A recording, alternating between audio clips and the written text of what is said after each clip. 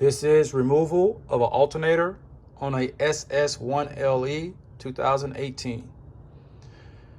I have already removed the alternator. I'm in the process of reinstalling it. I'm gonna do a talk through of the process that I use. I removed this portion of the airflow system. This band, it has a flat tip screwdriver on each end. I did those. You have a clamp right here. You just depress this and it comes out. Clamp on this side, use some pliers, and it'll come off. I removed that section. I put all my pieces in a box so I won't lose anything. Then I removed this section of the airflow system. These are torque 50 screws. It's 2 of them. I removed those.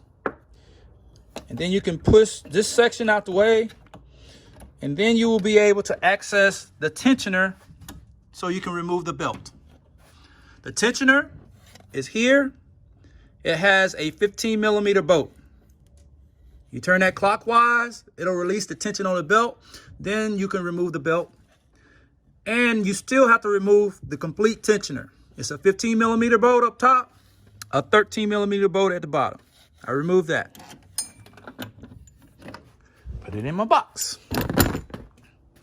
Then you can access the screws that hold the alternator in. It's a 2 15mm bolts. I removed those. And on top of the alternator, after you move the alternator out, the power wire that goes to it is held on by a 17mm rubber bolt. The alternator still was difficult to remove, so I didn't want to damage my hoses, so I took the whole bracket off. You have 2 bolts holding the bracket on. A 15mm, excuse me, it's a 13mm bolt, top and bottom. I removed those. It's 3 bolts that hold the bracket on. These 2, and it's 1 up under. So I went up under the car. I had to remove the front plate, which is this part. Then I had to remove the aluminum pan up under the engine. This was probably more stuff than I had to remove, but I wanted to be safe. During this process, I found out that the starter, if I ever have issues, it's very easy to get to after you remove that front panel.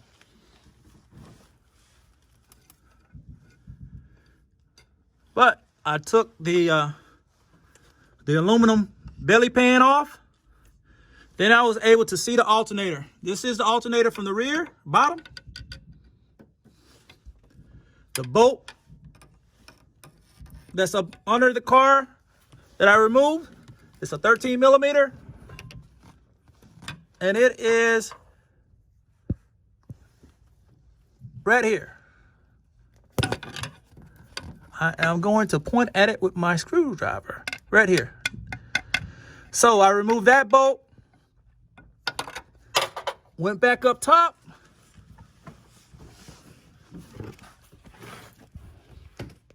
and then I was able to remove the alternator. Thank you for watching.